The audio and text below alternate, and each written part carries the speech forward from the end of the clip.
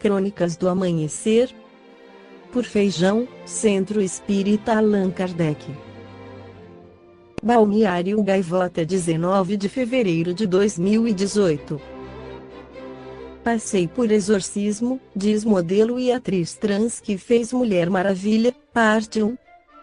Marcela Maia, 25, já conquistou as passarelas internacionais, estudou dramaturgia nas escolas New York Film Academy e Action Show de Londres, mas tinha preconceito contra si mesma.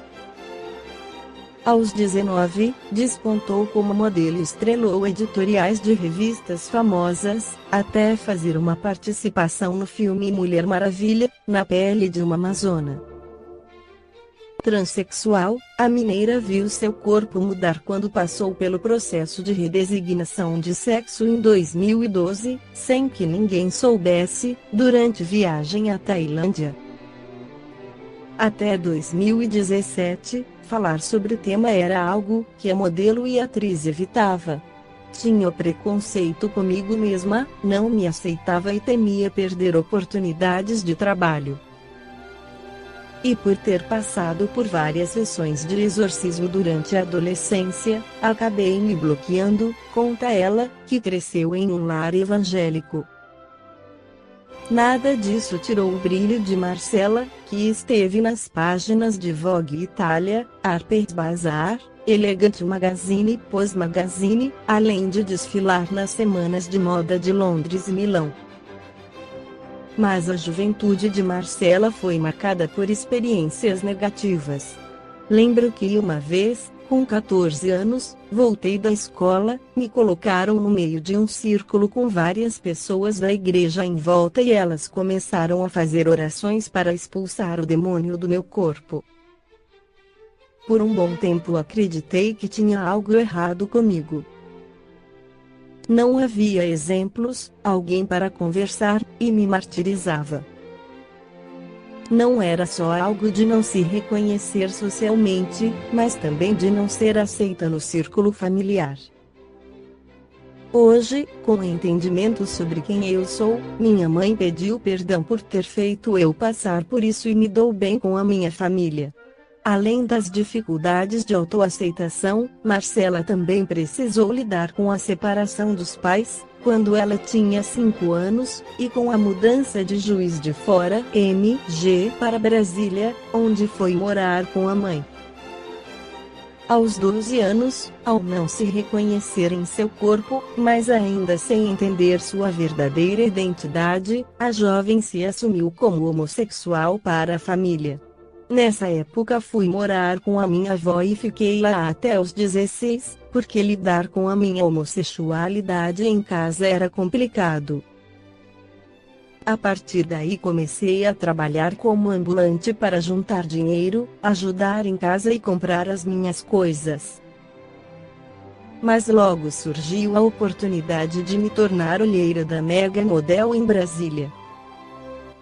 Rapidamente cresci na agência, além de ver o meu desejo de ser modelo aumentar.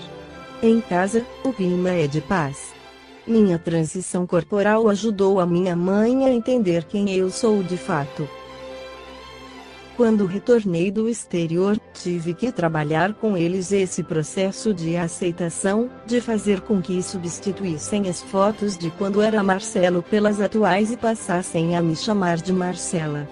A cura gay não existe. Na prática não funciona, porque não estamos falando de doença. As pessoas querem achar meios de justificar, mas não tem justificativa. Se tivesse uma cura, vários homossexuais, trans, procurariam simplesmente pelo fato de serem aceitos socialmente, por conta do preconceito, conclui.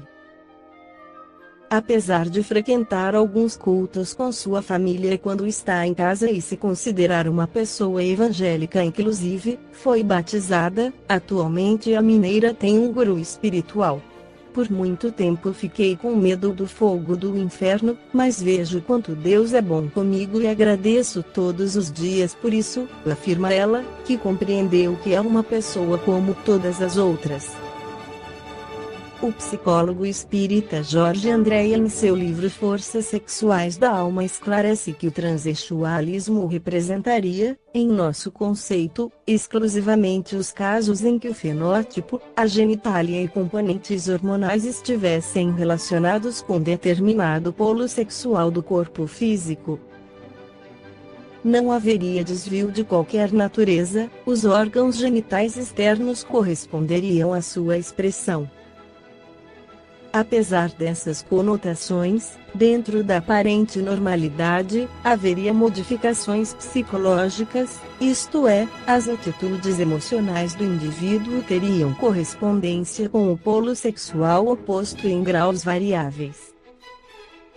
Existiriam homens com órgãos sexuais anatomofisiologicamente normais, embora o setor psíquico, em tudo, corresponderia de uma alma feminina. Também, para o lado feminino, os órgãos sexuais teriam apresentações e funções normais, entretanto, o arcabouço psicológico, pelas atitudes e desenvolvimento de atividades, seria tipicamente masculino. Portanto, não conceituamos no transexualismo um desvio pela insatisfação e infelicidade do indivíduo com o sexo físico que carrega. Devemos compreender que os transexuais existiriam em duas faixas perfeitamente analisáveis. Os fronteiriços que acabamos de citar, por serem indivíduos com possibilidades de se endividarem, diante do plano evolutivo, pela persistência na patologia sexual, onde enormes componentes dolorosos o aguardariam. A outra faixa corresponderia aos transexuais que possuem algum desenvolvimento das forças sexuais do psiquismo e em plena fase de equilíbrio construtivo, seriam indivíduos mais bem dotados na evolução, o que lhes daria uma certa defesa diante de possíveis quedas dentro dos mecanismos instintivos inferiores. Casos dessa natureza podem ser observados como o resultado da transição de polarização sexual no sentido reencarnatório. Referimos-nos aos espíritos que vêm reencarnando na faixa sexual masculina ou feminina, por algum tempo, e como que de repente ocupam geralmente pelas missões e nobres experiências corpos do sexo oposto. O resultado seria que, apesar de construírem um corpo sadio com as energias rígidas que o próprio espírito carrega e influencia na morfogênese, a força sexual pretérita da alma, aqueles vórtices ainda planificados das emoções e experiências passadas, não consegue deixar de influenciar o psiquismo do novo corpo que apoia órgãos sexuais de tendências opostas. Os transexuais desse último grupo, já com maiores possibilidades evolutivas nas existências pregressas, possuindo as forças da alma de modo nobre identificadas com o equilíbrio e harmonia da vida, jamais tergiversam ou descambam na patologia sexual, são indivíduos que, não tendo aquela necessidade de construção emocional através do sexo de periferia e utilização dos órgãos sexuais do corpo físico, normalmente constroem-se através da castidade que, no caso, tem um sentido bastante expressivo. Essa castidade não representaria o isolamento de canais das forças sexuais profundas, porém uma efetiva aplicação das energias do espírito nas grandes construções do bem, onde os frutos das artes autênticas deixam mostras de forças criativas em constante efusão. Zero resultado disso se observa em trabalhos literários, nas incomparáveis sonatas e sinfonias que a musicalidade pode oferecer, como, também, na dança dos pincéis traçando e retratando a vida das imagens e das coisas.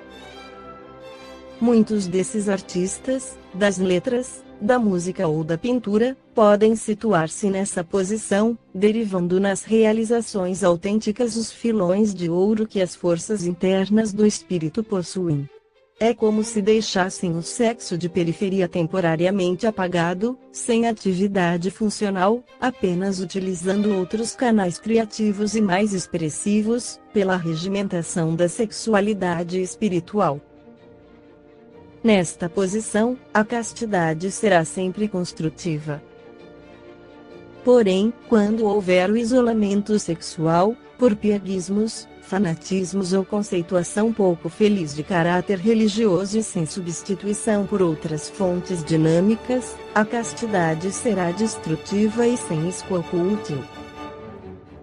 A castidade será sempre destrutiva quando houver cerceamento das forças sexuais que estão exigindo e mesmo implorando, pelo apetite genésico, a sua construção na matéria. O resultado inevitável é o desbaratamento e a desorganização das forças sexuais da alma, que não encontram compensação com a necessidade física organizada, ainda necessária para a grande maioria. Não evoluído e mesmo despreparado não deve obstacular, mesmo em nome de uma bandeira religiosa, a necessária canalização dessas forças criativas. Esta foi a crônica do amanhecer de 19 de fevereiro, por Feijão.